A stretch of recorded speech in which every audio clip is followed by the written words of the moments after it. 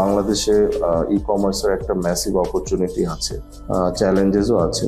So কেউ যদি কোনো কিছু নিয়ে প্ল্যান করে, সবসময় একটা সাস্টেনেবল কোনো প্ল্যান যেন করে।